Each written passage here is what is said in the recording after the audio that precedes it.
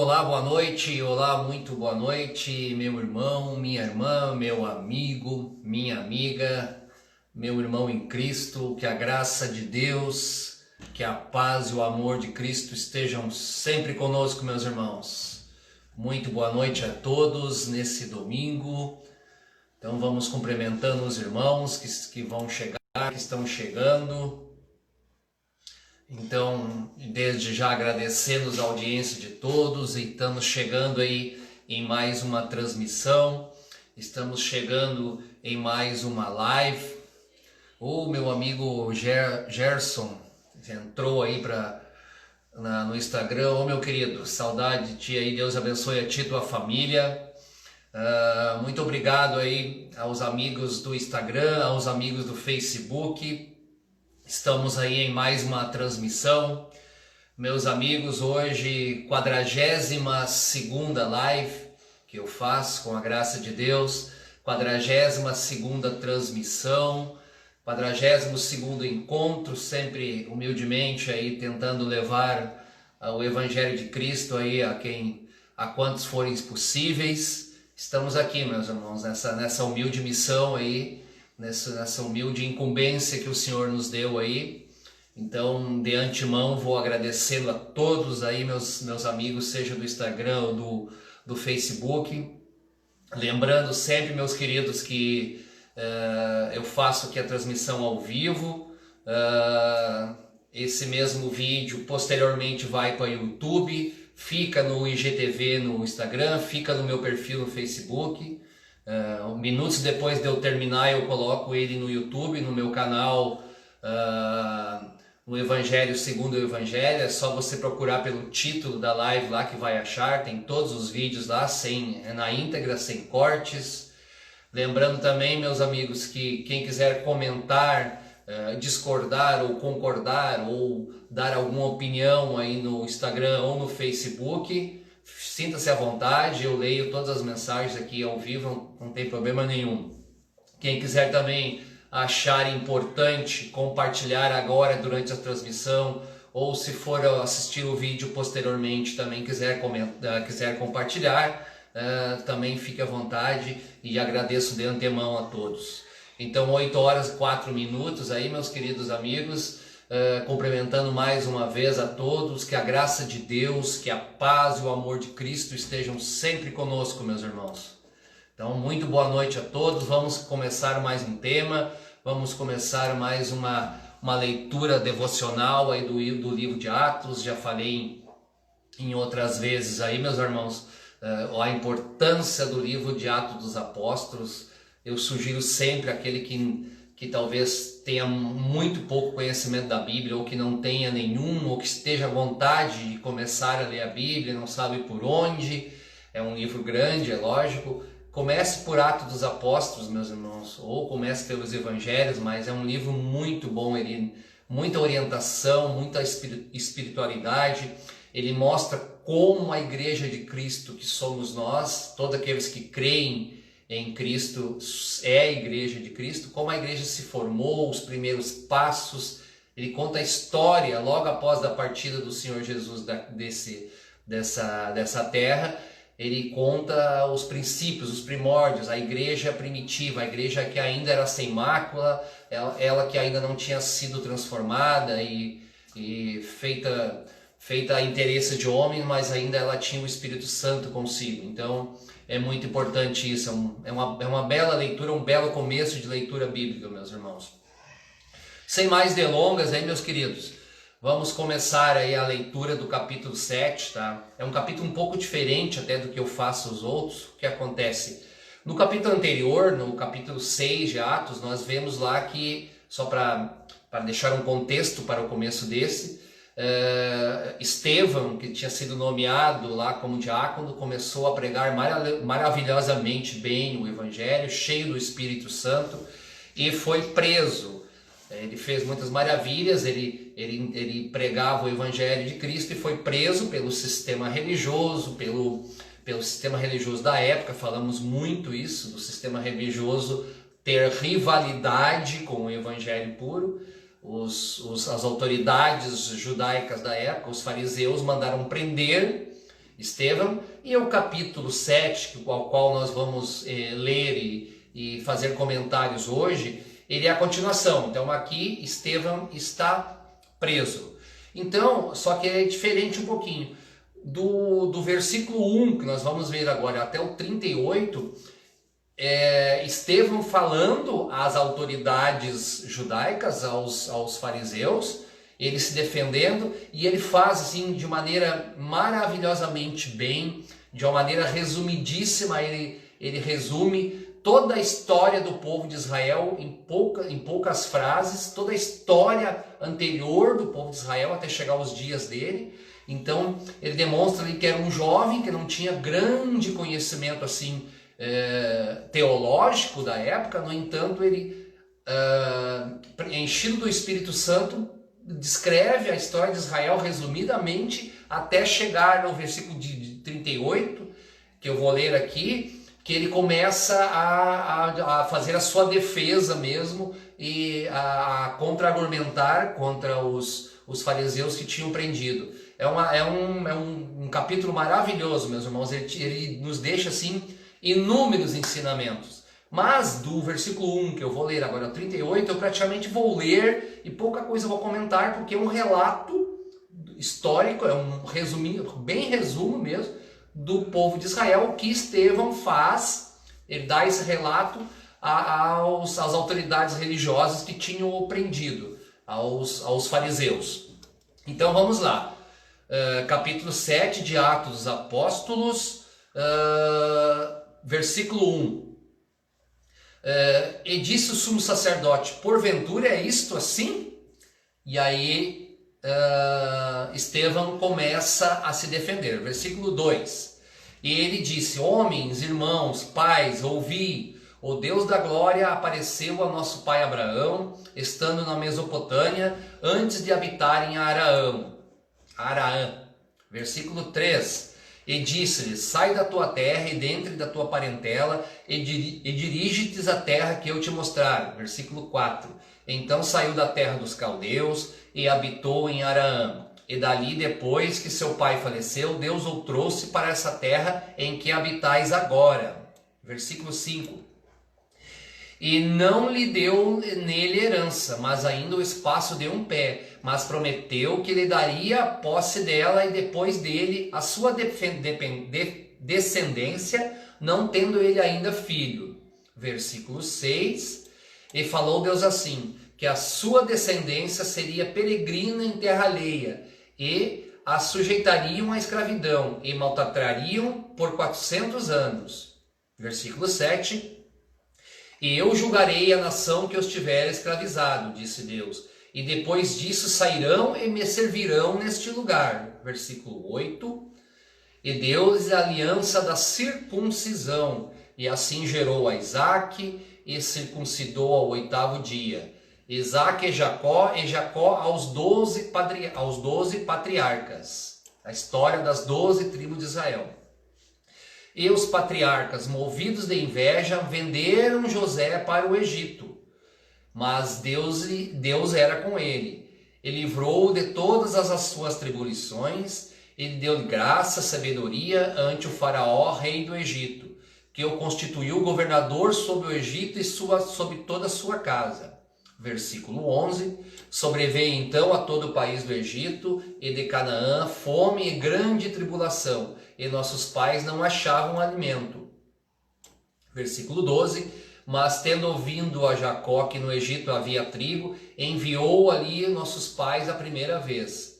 Versículo 13. E a segunda vez foi José conhecido pelos seus irmãos, e a sua linhagem foi manifesta a Faraó. 14. E José mandou chamar a seu pai Jacó e a toda a sua parentela, que era de 75 almas. 15. E Jacó desceu ao Egito e morreu, e ele e nossos pais, e foram transportados para Siquém, depositados na sepultura que Abraão comprara por certa soma de dinheiro aos filhos de Emor, pai de Siquém. 17. Aproximando-se, porém, o tempo da promessa que Deus tinha feito a Abraão, o povo cresceu e se multiplicou no Egito. 18. Até que se levantou outro rei que não conhecia José, Esse, usando de astúcia contra a nossa linhagem, maltratou nossos pais ao ponto de eu fazer enjeitar as suas crianças para que não multiplicassem. Versículo 20. Nesse tempo nasceu Moisés, que era muito formoso e foi criado 3 meses na casa do seu pai. E sendo enjeitado, tomou-a, a filha do faraó, e o criou como seu filho. Versículo 21. E sendo enjeitado, 22 aliás, e Moisés foi instruído em toda a ciência dos egípcios e era poderoso em suas palavras e obras. Versículo 23, e vendo maltratado um deles, o defendeu, o vingou, o ofendido, matando o egípcio. 25 aliás, e ele cuidava que os seus irmãos entenderiam que Deus lhe havia dado liberdade pela sua mão, mas eles não entenderam. 26, e no dia seguinte, pelejando eles, foi por eles visto, e quis levá-los à paz, dizendo: homens, sois irmãos, por que vos agravais um ao outro? E o que ofendia seu próximo repeliu, dizendo: quem te constituiu príncipe e juiz sobre nós? 28, queres tu matar-me como mataste o egípcio? Versículo 29, e a esta palavra fugiu Moisés, e esteve como estrangeiro na terra de Midian, onde gerou filhos.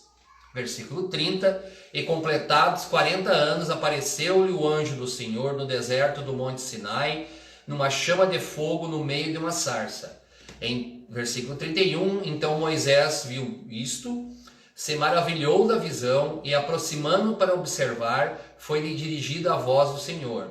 32, dizendo: eu sou o Deus dos teus pais, o Deus de Abraão, e o Deus de Isaque, e o Deus de Jacó. E Moisés, todo trêmulo, não ousava olhar. Versículo 33.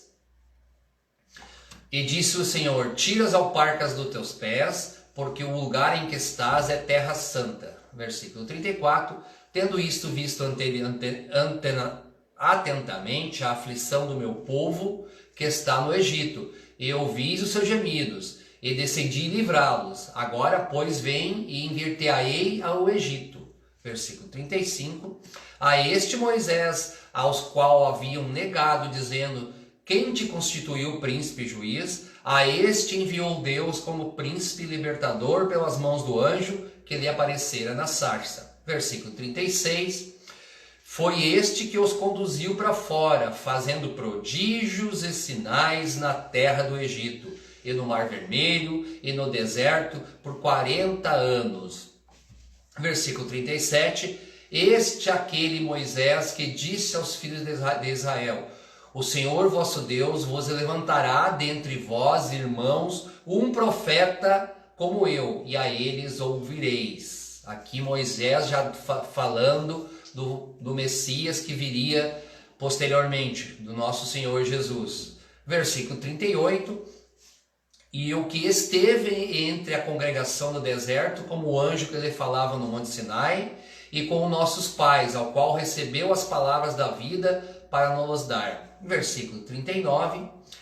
Ao qual nossos pais não quiseram obedecer, antes o rejeitaram e seu coração se tornaram ao Egito, dizendo a Araão: fazei-nos deuses que vão adiante de nós, porque esse Moisés que nos tirou da terra do Egito, não sabemos o que lhe aconteceu. 41. E naqueles dias fizeram um bezerro e ofereceram sacrifícios ao ídolo, e se alegraram nas obras de suas mãos. Então aqui Estevão está fazendo uma lembrança da passagem bem conhecida, que Moisés subiu ao monte para receber as tábuas da lei, se ausentou por alguns dias e o povo se rebelou, começou a pedir para Araão fazer ídolos, fazer imagens, fazer bezerros. Então é uma coisa que traz muito para a nossa realidade. É a história do povo judaico, meus irmãos, mas traz muita coisa para nós hoje. Quantos ídolos temos, né?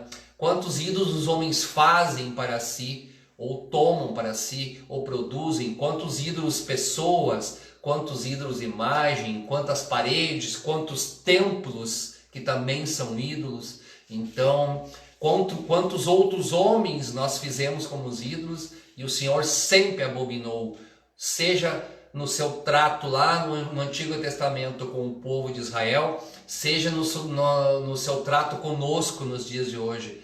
Deus, o Senhor Jesus, o Evangelho abominam idolatria, abominam nós fazermos ídolos, meus queridos. Continuando, versículo 42, mas Deus se afastou e os abandonou, e o que servissem ao exército do céu, como está escrito no livro dos profetas. Porventura me oferecesse sacrifícios no deserto por 40 anos, ó casa de Israel. Antes tomastes o tabernáculo de Moloque e a estrela do vosso Deus Renfã, figura que vos fizestes para adorar. Transportar-vos-ei, pois, para além da Babilônia. Versículo 44, o qual nossos pais recebendo também o levaram com Josué, quando entraram na posse das nações que Deus lançou para fora da presença dos nossos pais, até os dias de Davi, que achou graça diante de Deus e pediu que pudesse achar tabernáculo para Deus de Jacó.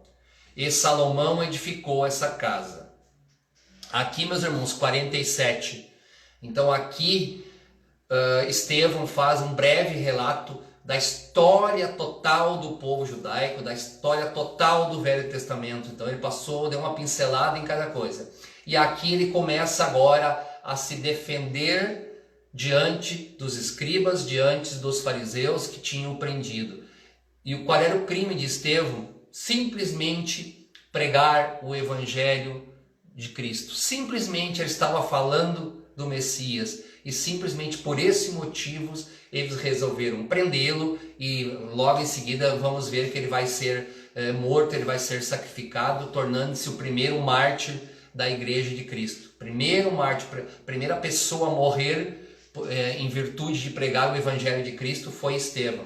Nós vamos ver esse relato logo à frente.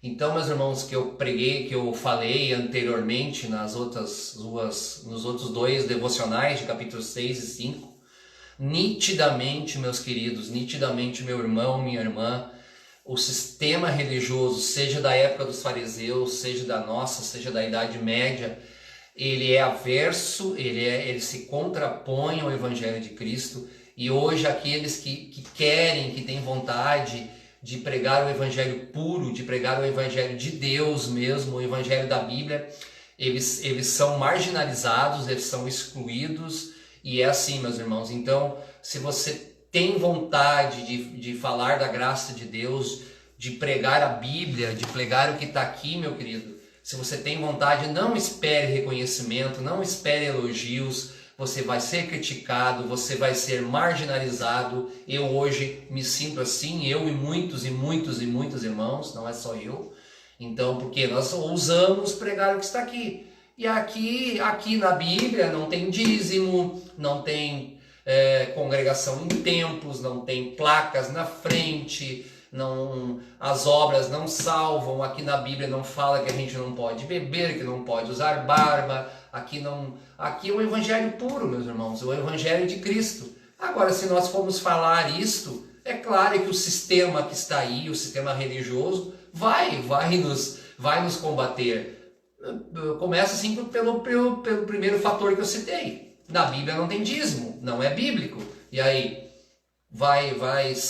sobe num púlpito de uma denominação religiosa, seja qual for, e fala, levanta a Bíblia e diz: meus irmãos, o dízimo não é bíblico, estão mentindo para você. E aí? Você acha que dura 5 minutos ali, que alguém não vai pegar pelo seu braço e vai convidar você a sair? Então, é isso, meus irmãos. Se você for pregar o Evangelho puro, é claro que hoje, o sistema social que nós vivemos, as leis são outras, e não vai ser permitido que lhe apedrejem. Tá? O sistema não vai lhe apedrejar fisicamente, mas eles vão lhe apedrejar moralmente.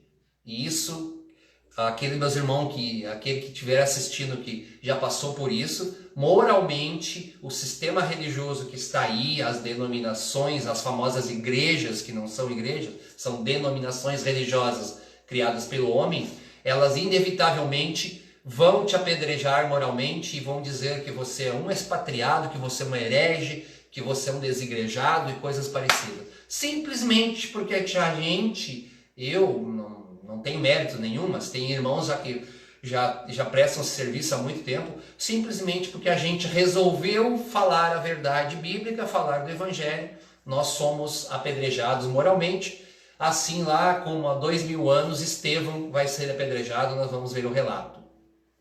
Então agora versículo 48, meus queridos, versículo 48, o Estevão falando, olha esse versículo, olhem, preste atenção, se alguém quiser salvar, mentalizar um versículo do capítulo 7 de Atos, mentalize, memorize, decore, não sei como é que você quiser fazer esse versículo.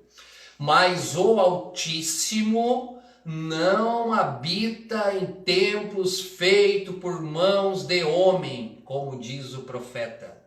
Vou repetir, mas o Altíssimo não habita em templos feitos por mãos de homens, como diz o profeta. Eu não preciso explicar, né? Não precisa legenda, como diz o provérbio. Deus não habita em templos feitos por mãos de homens. E aí, meu querido, alguém pode contrapor, alguém pode dizer alguma coisa contra? A verdade está aqui. O Evangelho, às vezes, ele tem uma simplicidade e uma verdade tão simples e tão direta que é isso mesmo. Eu não vou explicar, eu não vou pregar aqui a respeito dessa frase. Versículo 49, o Senhor Deus falando, o céu é o meu trono e a terra é o estrado dos meus pés. Que casa me edificareis, diz o Senhor, ou qual é o meu lugar de repouso? Versículo 50, porventura não fez a minha mão todas essas coisas? Então, meus irmãos, versículo 49, o céu é meu trono, a terra é o estrado dos meus pés. Que casa me edificastes, diz o Senhor, ou qual o meu lugar de repouso na terra? Vamos supor assim.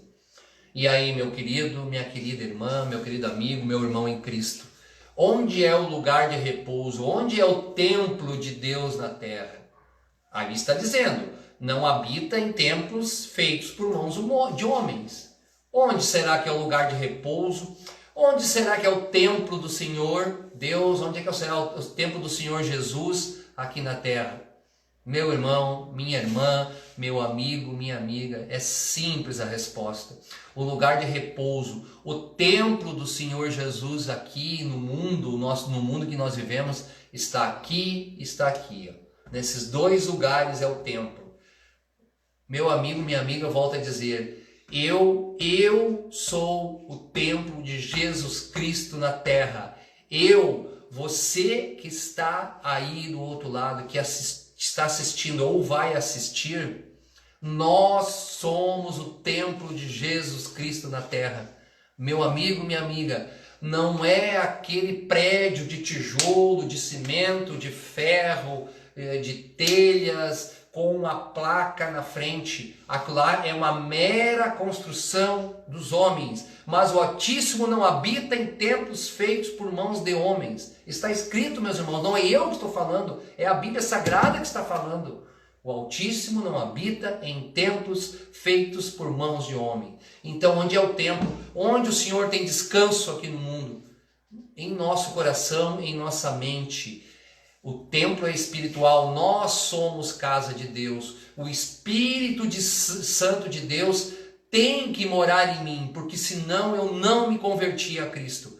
Não existe conversão ao Evangelho de Cristo, não existe proximidade de Deus se o Espírito de Deus não repousa dentro de mim. É impossível, e a palavra está dizendo isso.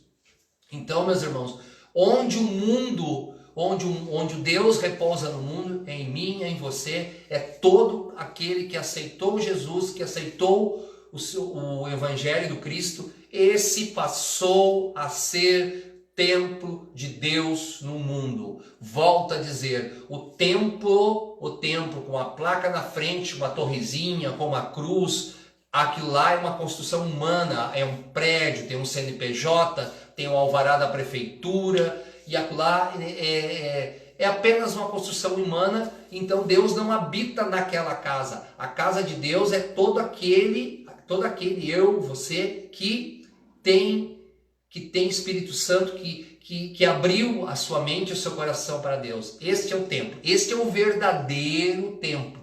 Este é o verdadeiro templo de Deus. Continuando, meus amigos, então, versículo 51. Estevão falando: homens de dura cerviz e incircuncisos de coração e ouvido, vós sempre resistis ao Espírito Santo, assim como vós sois como vossos pais. Assim vós sois como vossos pais. Ele falando às autoridades religiosas, ao sistema religioso. Estevão está falando: vocês resistiram ao Messias, vocês o rejeitaram, assim como os antigos, como as gerações anteriores haviam rejeitado os profetas. O coração deles se endurecia para os que Deus lhe enviava. Então o povo de Israel, que se dizia um povo separado por Deus, rejeitava o que Deus enviava para eles e rejeitou aquele que era o Messias, aquele que era o Salvador do mundo. Aqui está falando, eles resistiram ao Espírito Santo, eles eram duros de coração. 52. A qual dos profetas não perseguiram vossos pais? Até mataram o que anteriormente anunciaram a vinda do justo, do qual vós agora foste traidores e homicidas. Então os profetas que anunciavam Cristo eram mortos. João Batista foi o último profeta que anunciou Cristo e morreu decapitado. Todos que anunciavam, não só o próprio Messias, aqueles que ousavam anunciar por parte de Deus que viria o Messias, que viria o Cordeiro de Deus, que viria o Salvador, também foram feitos mártires, também morreram. Lá do segundo capítulo de Atos, meus irmãos, o sistema religioso versus o Evangelho e seus profetas, a marginalidade dos profetas, falei bastante isso. Então, volto a dizer, se aquele que está disposto, se aquele que recebeu a graça do Evangelho, se aquele que recebeu Cristo no coração, tiver vontade de pregar esse Evangelho, tiver vontade de falar a verdade bíblica, tiver vontade de expor o que está na Bíblia e não outras doutrinas, ele vai ser apedrejado moralmente. Hoje eu sou, muitos são, milhares de pessoas ao redor do mundo que pregam o evangelho genuíno, não o evangelho das igrejas humanas.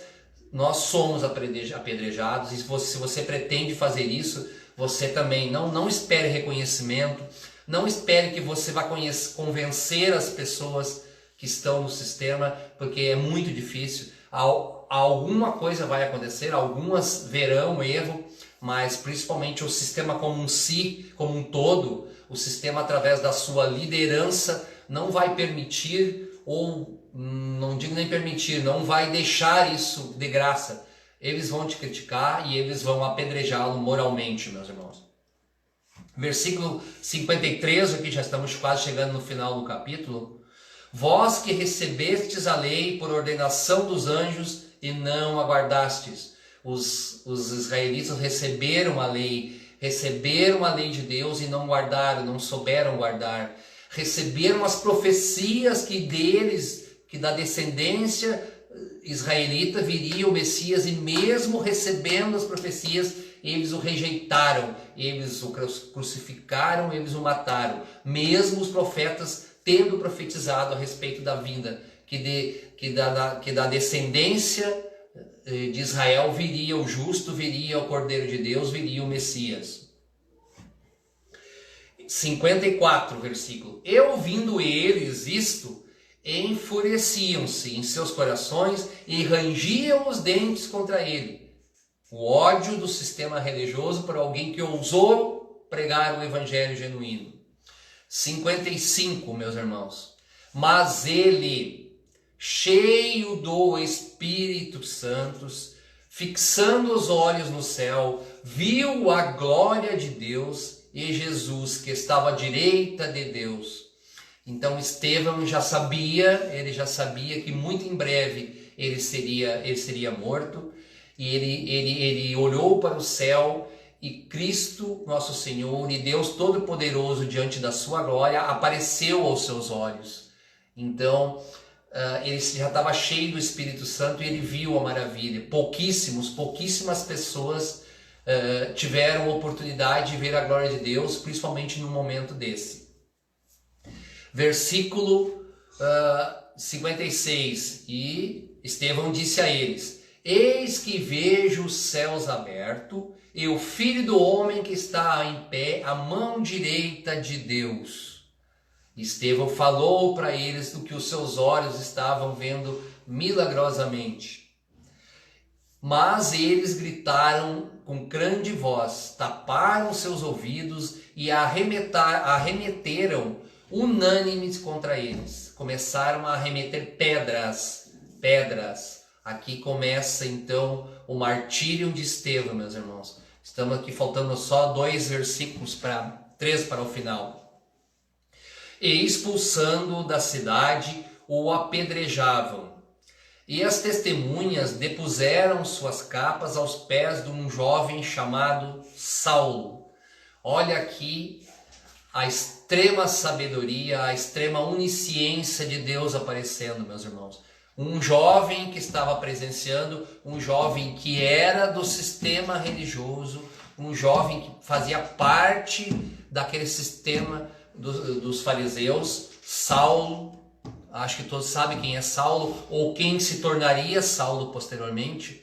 Simplesmente o maior evangelista de toda a história do Evangelho. Paulo, ou Saulo de Tarso, como era conhecido anteriormente de virar Paulo. E ali ele estava fazendo parte do sistema. Quer maravilha maior que essa, meus irmãos? Então Deus resolveu tirar daquele meio alguém que posteriormente começou a matar, começou a prender, começou a castigar. Paulo prendia e castigava as crianças que seguiam o sistema, que se convertiam a Cristo. Ele castigava. Posteriormente Deus o chamou, e é assim que Deus faz as coisas de maneira estranha, e tornou-se o maior evangelista do Novo Testamento, tornou-se veículo das maiores revelações, ou talvez a maior revelação que foi feita a todos os apóstolos, foi dada a Paulo, que era o mistério da formação da igreja.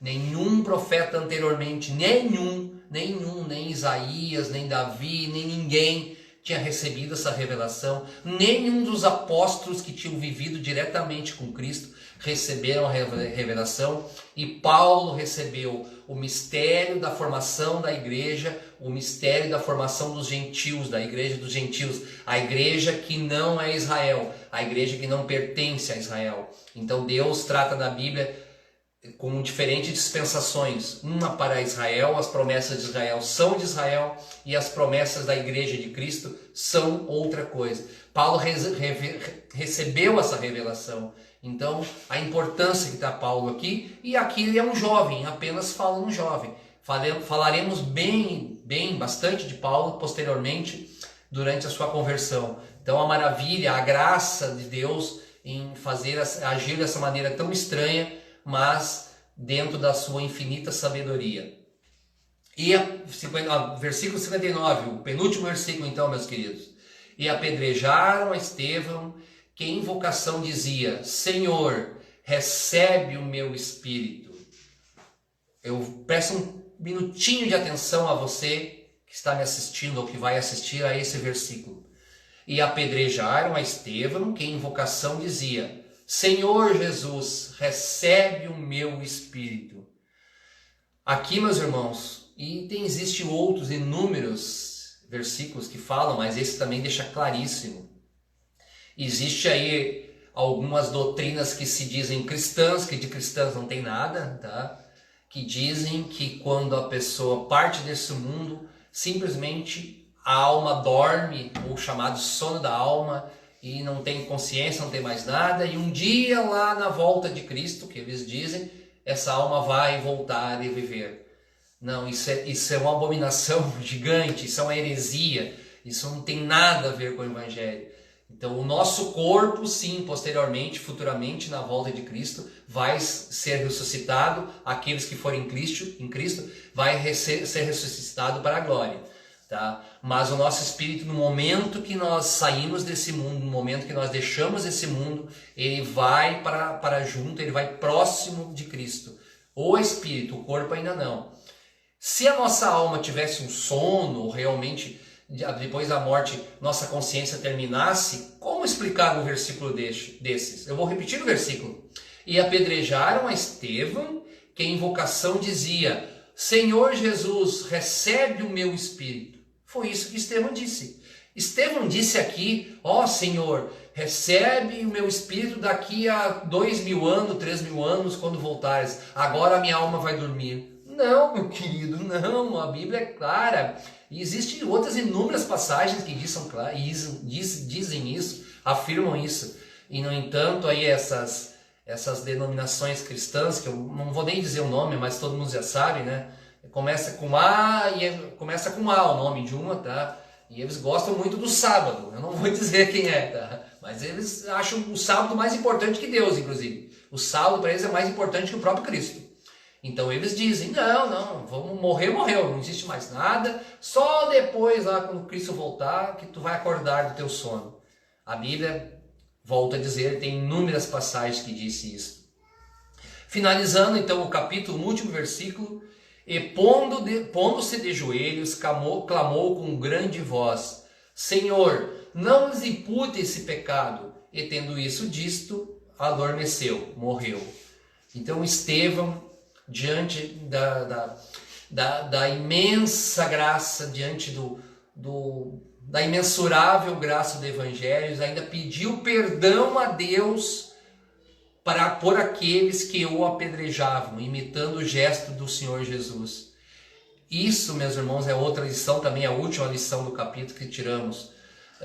É claro que ninguém é um mártir, ninguém quer chegar aos pés de um homem como Estevão, dos apóstolos, de Paulo, mas assim, meus irmãos, é tamanha a graça do Evangelho que Estevão tinha recebido, e ele tinha ciência que é tamanha graça, que ele simplesmente nas suas últimas horas de morte, imagina ser morto apedrejado, a dor corporal, a dor física que não é, ser morto aos poucos com pedras atiradas sobre o seu corpo, sobre o seu crânio, sobre suas pernas, sobre o seu tórax. Imagina, mesmo assim Estevão, sabendo do tamanho da graça que tinha recebido através de Cristo, ele pediu a Deus para que os seus algozes o perdoassem.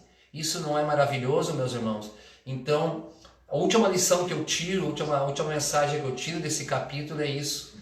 Meus irmãos, eu humildemente, um pequeníssimo testemunho aqui para terminar mesmo a live, já é 8 horas e 39 minutos, eu faço a minha singela oração 2 vezes por dia, às vezes 3, às vezes 4, mas eu sempre começo agradecendo o meu alimento, agradecendo a roupa que eu visto, a casa que eu tenho, o meu teto, a minha cama, a minha família. Agradeço sempre, eu tenho muito mais a agradecer que a pedir ao Senhor. Mas o maior agradecimento, e eu acho que a maior graça que eu posso receber, que você possa receber, não tem graça tamanha que não é o Evangelho de Cristo. Esta é a maior graça, esta é a maior dádiva que Deus pode nos dar. Nos ter presenteado com a graça, com o Evangelho do Senhor Jesus. Então só quem recebeu, só quem viu seu coração a se abrir para Cristo e a sua palavra, pode mensurar o tamanho da graça, que na verdade é imensurável. Então eu sempre agradeço a tudo, mas acima de tudo eu agradeço a Cristo ter me achado, eu agradeço a Deus pela sua graça ter me encontrado. Eu, um miserável pecador, o pior de todos. O pecado mora em mim, a sujeira, a imundície do ser humano mora em mim, mas tamanha o amor de Deus, tamanha o amor de Cristo para comigo, que mesmo assim, eu sendo imerecedor de qualquer coisa, de qualquer graça, Ele me achou e as suas palavras me acharam e o seu Evangelho me achou. Então aqui, essa é a graça que Estevão achou. E mesmo os algozes que atiravam pedras contra ele, que levariam à morte em seguida, ele pediu a Deus que os perdoasse. Esse é o tamanho da graça do Evangelho, é o tamanho da graça da palavra recebida de Deus.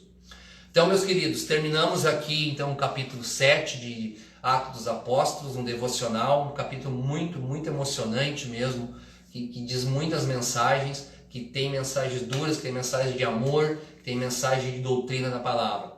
Então agradeço demais a quem me assistiu, que Deus abençoe esse final de domingo de todos, que Deus abençoe a semana que está por vir. Quarta-feira entraremos no capítulo 8 de Atos, então convido os irmãos já de antemão a assistirem, sempre às 20 horas.